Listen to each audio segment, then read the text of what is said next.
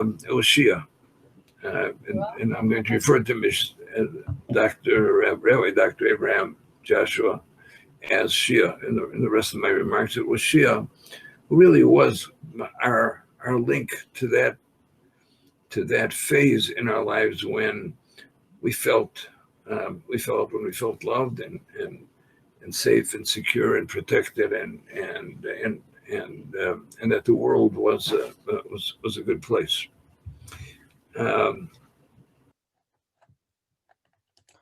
With the passing of Shia, the last pillar of that world for the child within me disappeared. And it's not that I don't have so much that I'm grateful for. I have Baruch Hashem, a wonderful Rebbitzin and children and grandchildren and great-grandchildren and friends who are extremely devoted and supported. But my little child does not quite recognize that their presence in the same way that it related to my parents and my siblings. So Shia's death tore away from me something that, despite the geographical difference between us, and we were here in America and he was in Israel, but I knew that someplace in the world there was someone who my 7-year-old child knew was there for me in a way in which, no matter what went on in the world, I knew I could count on the fact that he had my back. So this is not anything that is logical or reasonable. It's just something that is. It's a feeling, and it's a feeling that I believe that is very important for us to understand. Has a great deal to do with the grief that we feel and the sense of loss that we feel when someone, one of our parents or one of our older siblings, passes on. So I've sensed that dimension within my person is not quite the same as it was before. It's trembling and frightened and uncertain about the future. The second thing I want to relate to is the place of memories. Generally speaking, when two people meet, what's happening in our understanding is that there are two people who are meeting in the moment. So we each bring into the moment, we bring whatever our personal interest is that's under discussion, whatever the premise for our interaction is. But with the kinds of interactions that take place between members of a closely knit family, and again, the kind of feelings that are transmitted when two brothers or two siblings meet, who've grown up together, who share a common history and a common background and a good deal of common genetics. But what happens is it's not just something that is a meeting between two people in the moment. There are two people who are bringing their entire history with them. This is a meeting of an entire spectrum, an entire gestalt of two people whose memories are joined from 60, 70 years, whose feelings, whose experiences are such that they understand each other and know each other and communicate with each other in ways that transcend the kinds of conventional communications. So we know that there are certain words or phrases and idioms in our culture, in Western culture, that don't mean the same when in India or in the same in Israel. We may use the same words, but they don't mean the same. They don't reference the same things, the same concepts or the same phenomena.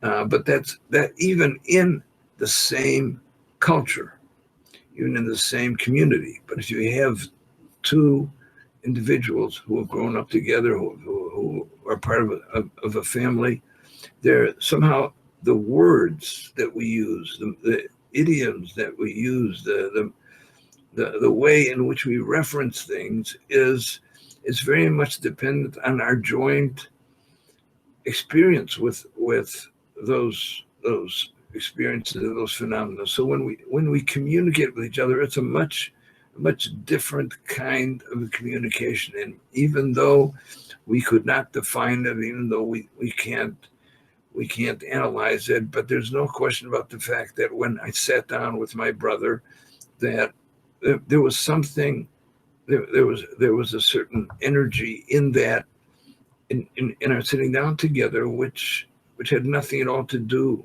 necessarily with the immediate words that we were using, so much as they were an expression of the fact that we belonged to a certain a unified, a certain ineffable beginning, an ineffable source, and that really was a product of shared memories.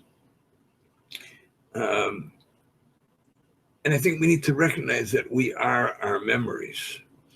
Not that we are imprisoned by them or limited by them, but we are a product of our memories. And to the extent that we understand our memories, we also begin to understand our reactions to and our communications in the moment when we're addressing the issues in our lives.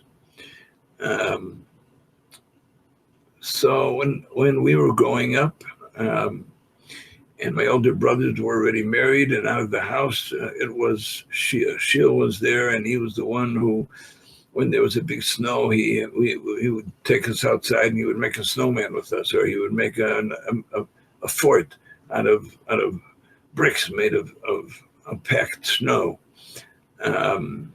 If we needed someone to help us in a baseball game, he was there to help us in playing baseball. And when he returned from Bobov, when he was a Talmud in the Bobov Yeshiva, when my uncle came right after the Second World War and began to rebuild the Bobov Chassidos, and he started in Manhattan in 1947, I believe it was. Shea was there. He was one of its first Talmidim, and he came back home and he taught us Baba Vanaginim. He taught me and my twin brother Baba Vanaginim. He taught us Shilam Alos and Ma'ashiv and Kvoidai and Azai Bashlishi and many of the nigunim, many of the melodies that connected us with my mother's forebearers and a family that we were yet to get to learn, but he was our teacher in connecting us with that part of our heritage. And then when we needed to go on to the yeshiva, it was Shia who taught us. He taught us for months before we went to the yeshiva to prepare us for the interviews, and it was a remarkable experience, and it propelled us into the yeshiva world at a very great advantage, which helped us for many years through our yeshiva years, both in Mitzvah and in Ner Yisrael, and subsequently Lakewood, and Shea for my twin brother. So, and of course, then there were all the rest of the memories of being together at Simchas and the many times that we needed to rely on Shia when we needed a shoulder to cry on or some advice to bank on. So all of those memories, many of them, which frankly, if somebody were to ask me to recall them, I would not be able to. I don't know that I'd be able to do so, but there's no question about the fact that they are there as a fire burning in the hearth, warming and inspiring and coaching and urging and doing all the kind of things that those kinds of memories represent. And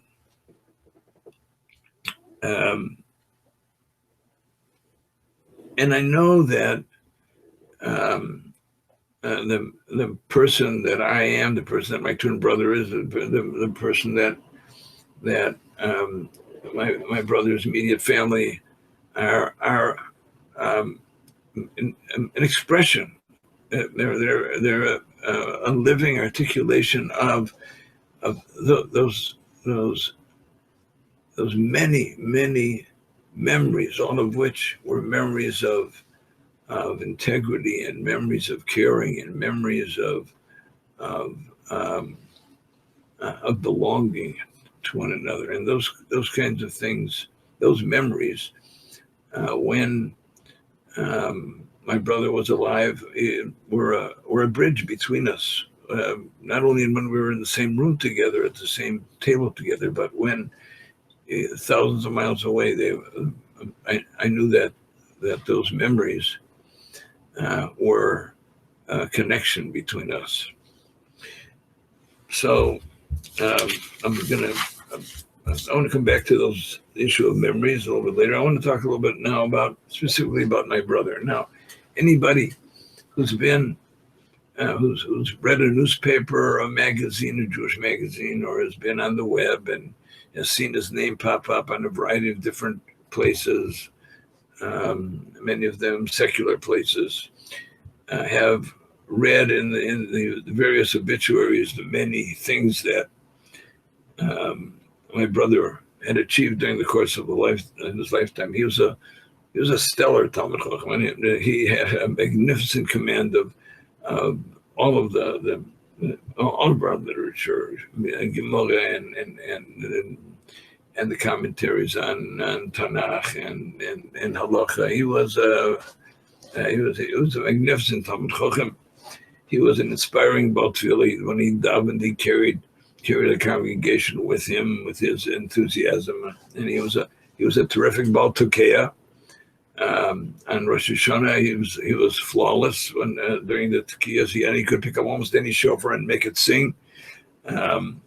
He was a composer of music, as everybody has heard already. His melody, Shea is an internationally sung melody. It was composed over 60 years ago at Mayofruf, and it traveled across the ocean and came back many times over, and is sung by virtually every conceivable Jewish constituency knows this melody of Shea and my brother instructed that they sing that melody as they escorted his body to burial, because he felt it was such a issue of merit. He was also a composer of Dramen, which is our ballads, which he composed both in Yiddish and in English, and his genius was evident in all of those things, both in the melodies and in the lyrics. He was a moel. He was a shochet. He could sit down at a piano and pound out a tune. I mean, he wasn't a virtuoso piano player, but he could pound out a respectable tune on that, on the thing. And of course, he was a medical doctor, and he was a psychiatrist and an author of over 90 books and probably thousands of articles that were printed in many, many magazines. He was an internationally acclaimed authority on the addictions, all of the addictions, and supportive of a variety of programs. He created several hospitals for the addictions, which were considered the finest facilities of their kind in Pennsylvania. And of course, he was a father and a grandfather and a great-grandfather and a great-great-grandfather to a very, very special family. That being said, all of those things are not things that we can really aspire to. I don't think that if we don't have a gift of music, that we can compose music, and if we don't have a particular proclivity to making words rhyme, then we're not going to make ballads, and many of us don't have the patience to become doctors or the wherewithal to become psychiatrists, and many of us probably couldn't blow the shofar if it was something that you could hum into. But so those aren't really things that we can copy. Those aren't things that we can imitate or emulate. Those are God-given gifts, and I think my brother understood them to be God-given gifts, and he never, ever allowed them to become a source of arrogance. They did not qualify in his mind as the kind of things that made him in any which way feel that somehow that he was a better person than another person, and that was one of his great virtues, is that there was no one in his presence ever felt that he was anything other than, at the very least, the equal of him, if not more. So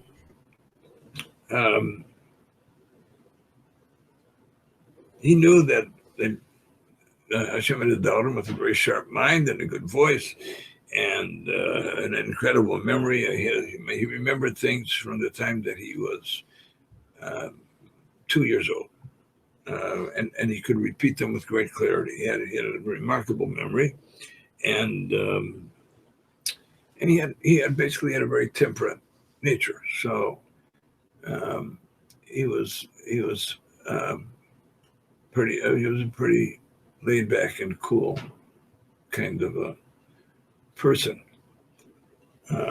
So that's not going to be helpful to any of us. So I really would I'd like to focus on the kind of things that perhaps we could learn from him. And I want to begin by saying the following. My brother Shia took his talents and his gifts seriously, not himself, but his gifts and his talents. And it's not to say that that he disdained COVID or that he disliked when people honored him. I don't think that's true. I think he probably enjoyed the fact that when people honored him, but he didn't need it, and that's the important thing. He didn't need it. He didn't want it. He was dismissive of it. In that regard, he was a very great disciple of my father, blessed memory. My father's had no need whatever to be honored or to have people give all kinds of accolades in his direction. That was not one of his things. He would come into a simcha. My father would sit down someplace in an obscure place, only to find that the Bali Simcha, that the people who were the ones who were celebrating whether it was a wedding or a Shabbat, whatever it was, would demand that he come up and sit at the front at the head table. But that was not one of the things that it was ever important to him. And my brother Shia was a very, very strong disciple of that of that um,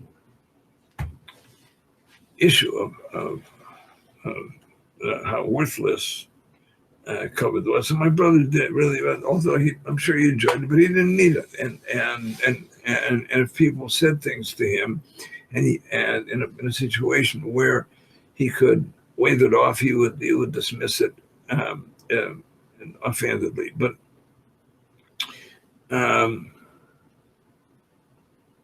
he did take his gift seriously. He knew that he had talents, and he respected them.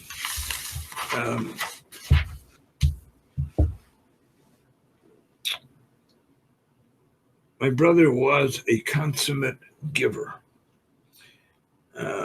His entire life was basically focused on finding ways in which he could give to others, enrich others, heal others, inspire others. It was always about giving. He was not I don't think he was a very comfortable receiver or a beneficiary, but he was very, very invested in giving, and he made his life a career of giving.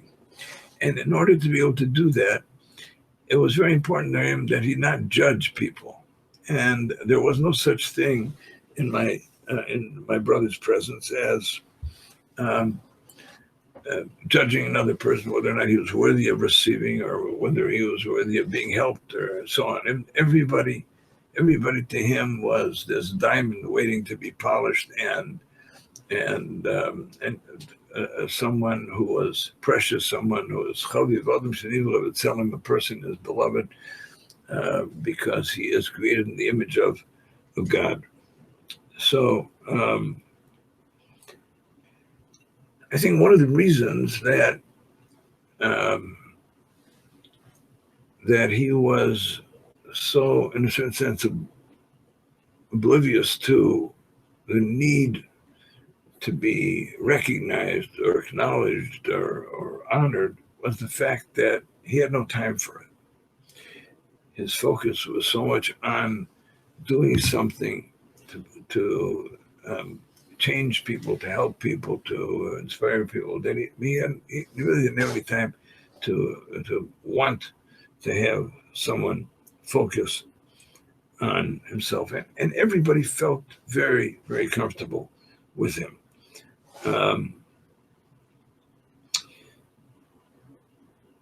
And I believe that it wasn't just that he was focused on giving, but because he also focused on the good in people. There, of course, in his career as a counselor to people who were addicts and alcoholics and all kinds of difficult personality presentations, he managed to find and focus on and build on the good in other people.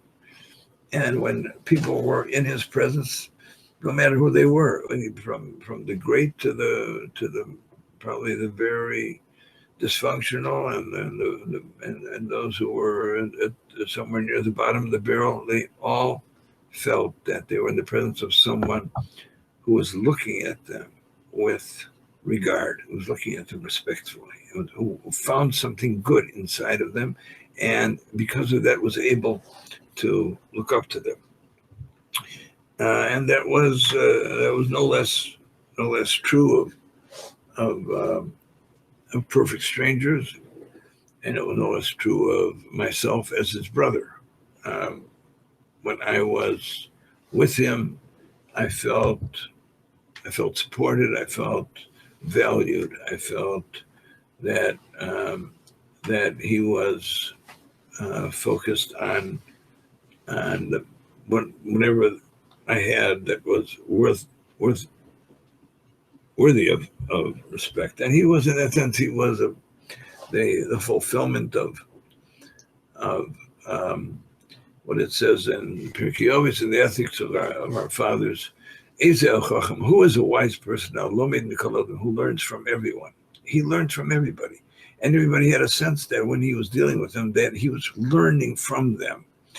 He would come back from the 12-step meetings, the AA meetings, and different kinds of meetings that he would attend from considerable regularity. And he was inspired and moved and enlightened by things that people brought into that forum of how they grew, how they overcame a mistake, how they dealt with failure, how they were able to pick up the pieces of their lives, and he learned from everyone. And in that sense, he was a Talmid Chacham who was a student of wisdom. So what was the driving force, or what were the driving forces in his life? The ones that we can learn from. So I would suggest the following. Number one, we have to be honest and aware of the gifts that we have. I think that it's absolutely essential that that we don't become couch potatoes, that we don't just sink into the cushions of whatever the contours of our life, and say to ourselves, okay, now I'm comfortable here. This is okay for me. I think we need to be. We need to look into ourselves and say, there are things I can do. There are things that I can become. There are talents that I can that I can explore, and that I can, and potential that I can actualize, and we need to do so because in truth, those are the things that are going to overcome that terrible, vast emptiness, which is really the precursor of all addictions, the void, the emptiness that's inside of us when we feel that somehow that the light inside of us has gone out, and that we're not really productive, creative. The human spirit needs to be productive, needs to be creative, and that was one of the things that drove my brother, and that he was always aware of and exploring and actualizing his many gifts. And it doesn't matter whether you have 10 gifts, 20 gifts, or one gift, and it doesn't matter how good you are. That's one of the second things is that is very important for us to understand, and that is that my brother was not inhibited by the need to be perfect. He understood the need for us to do our best. He understood the need for us to be conscientious. He understood the need for us to be excellent in our own capacity of excellence. But he also understood what a destructive force perfection was, because when we need to be perfect, then all kinds of things begin to destroy and obstruct our ability to tear ourselves out of our comfort zone. So thing number two is not only just to recognize that we have certain gifts, talents, proclivities, whatever they may be, and they don't necessarily have to be artistic or musical or literary or somehow be in a leadership position. There are so many things that we can do that are perhaps very, very pedestrian, but they're important. And our ability to touch lives, and our ability to be able to show caring for others, for us to do better, whether it's in prayer or in learning or in helping different communal activities to be able to become more effective. There are so many things that every one of us can do and should do, and would make us flower and prosper and go. We would feel so much more alive if we discomforted ourselves with those kinds of things that help us develop those gifts, and for us to do them in the very best way we know how, not just to kind of just throw a bone to them, but for us to really work at the kinds of things that we recognize in ourselves, and to seize opportunities, for us to be aware of opportunities, to be able to give to the world and to give to others, and to be able to develop a skill or an opportunity.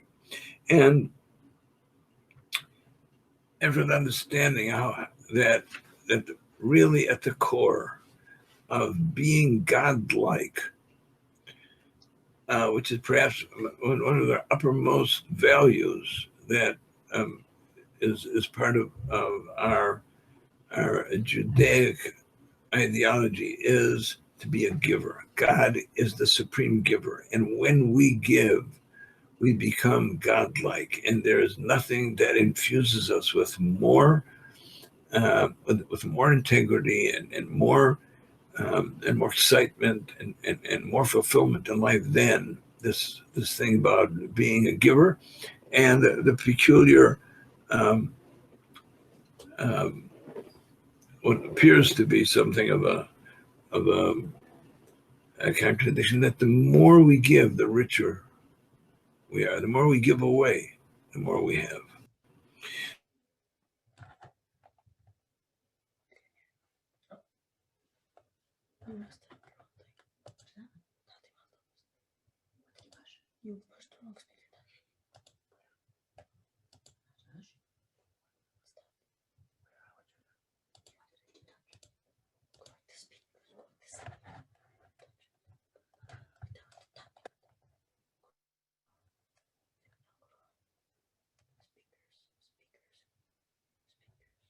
Not particularly welcome sounds from the Torah community, the religious community. He spoke about and wrote about spousal abuse when people were hushing it up, and when people did not want to admit that those things could possibly happen in frum homes. And while it may be a minimal phenomenon, nonetheless, it was, in terms of a community that was growing exponentially, it was something that we had to deal with in greater numbers, and that we had to create the wherewithal to help families that were and couples that were suffering in that regard. Ultimately, 4 or 5 years after they heaped a good deal of tried to discredit him, they called large assemblies from all of the great rabbinic leaders to address that problem, and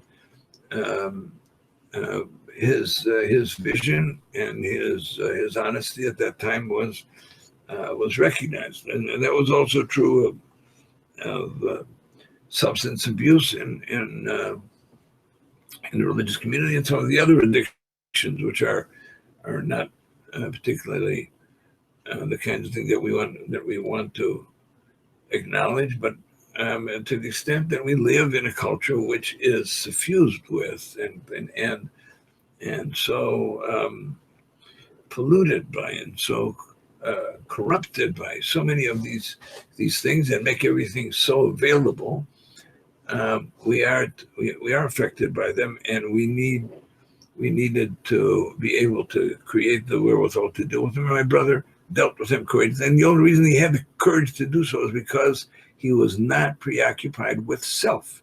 He was looking at a world that needed to be needed to be healed, and a world that needed to be enriched. And when he saw that there was a problem, he was one of the people who was going to, whatever the cost of himself, he was going to bring it to the attention of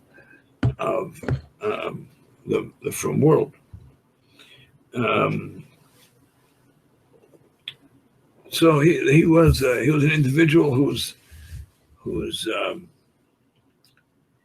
lack of preoccupation with his own ego. Not that he didn't have one, but it didn't. He was too busy to really allow his ego to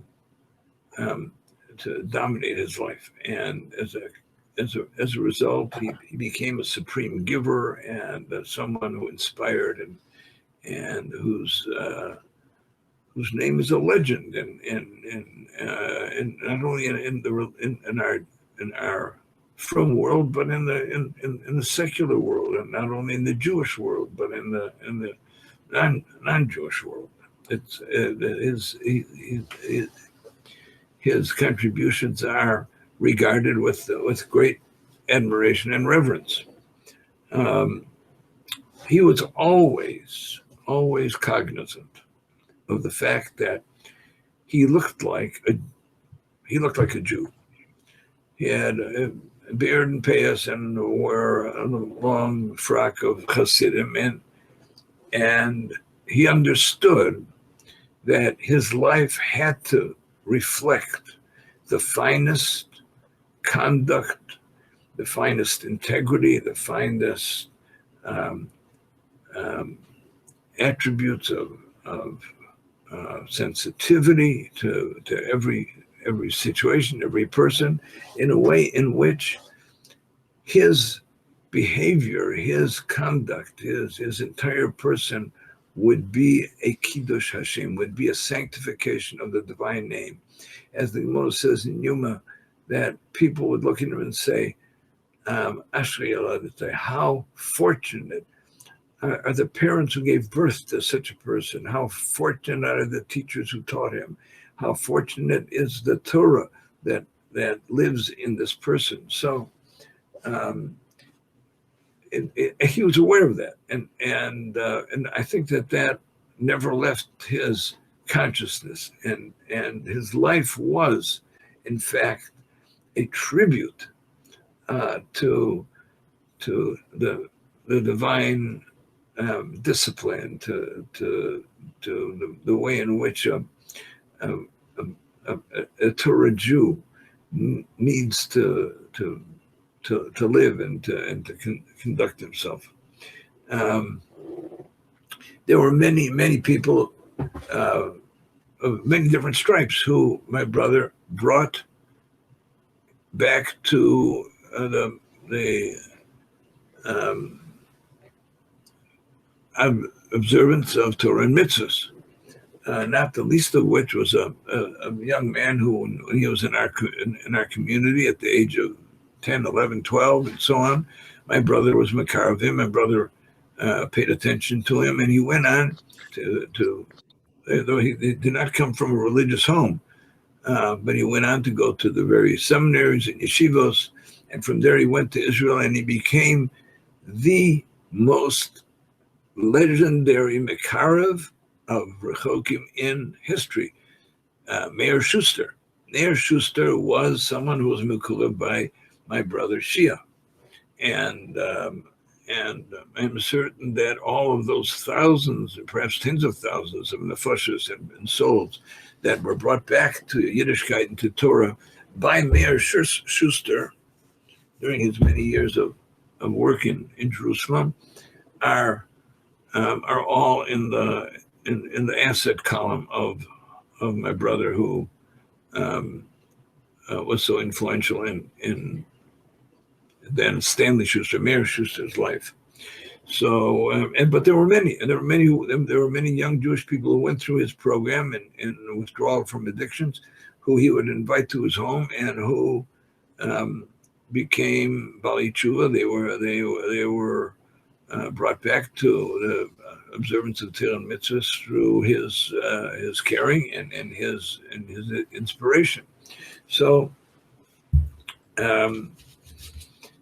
My brother had that kind of another. There was another facet of his life. So I want to go back and just kind of summarize a couple of things.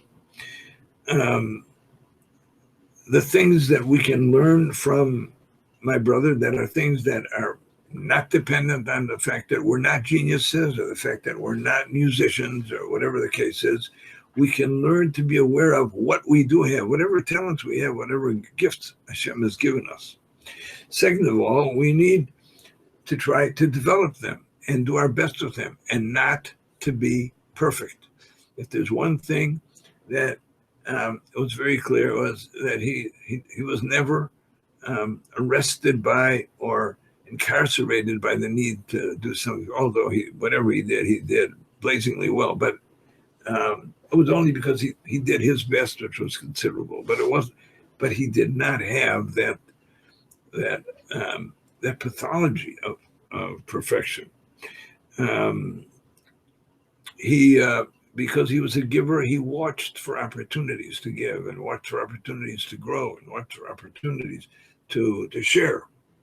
And certainly one of the lessons of his life is be a giver as much as you can. It will fulfill you. It will bring light to the darkness in your life. It will bring excitement and fulfillment to your life, and will dissipate the emptiness.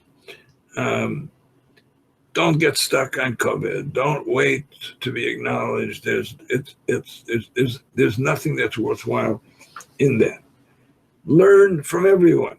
Everyone has something to teach us. And if we know that everyone has something to teach us, the moment that we are engaged in any kind of an interaction with somebody, that person will feel that we are looking up to them. It will change the energy of that relationship. Look for the good in everyone. Focus on what people have that's right and that's good, and let that be the basis of your relationship. Live a Kiddush Hashem. Live in a way in which your life is a sanctification of the divine name. I want to close with going back to some of the things that I said at my earliest remarks. Remember that our children and perhaps our grandchildren are a seed, a little twig in the ground that a vine in the ground that's growing, that wants to be valued, that wants to be protected, that wants to be respected, that wants to be cared for, and that child is going to escort your child or your grandchild or your student or your friend throughout the rest of their lives.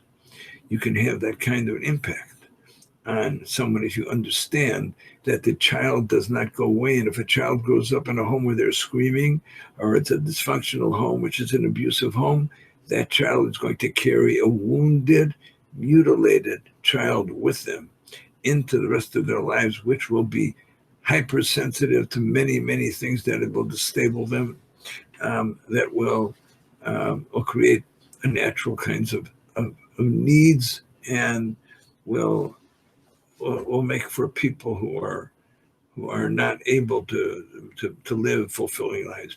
Be so respectful and so vigilant about the fact that all of us are walking around with a little child, and that child trembles and quivers and shakes, depending on what or the surrounding influences in those early years.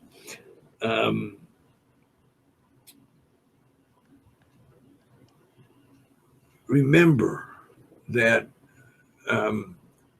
a human being is a creative organism, that the Almighty has made us in His image, and that as He is creative, that we need to be creative. If we stop being creative, if we ignore our gifts, our talents, the things that God has placed within us, if we don't use them, develop them, actualize them, if we don't become people who can share those gifts with others to give to the world, that we are allowing for a terrible darkness and a void to occupy at the center of our lives. And it's going to demand more and more energy, and some of which may come in very destructive forms in order to compensate for that.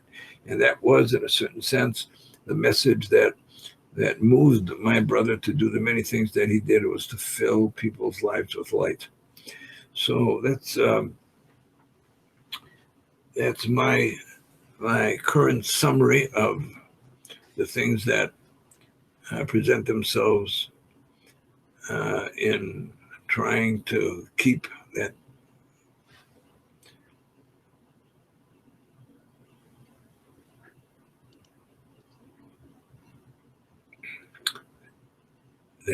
flame alive in my life. And I suspect that there will be many more such lessons that I will continue to discover as time goes on. But for now, I think that's a good beginning. And if there are any comments that people have to make, they're welcome to forward them to whatever address comes up. Is there an address there, an email address that people can? Go to the page there. Huh?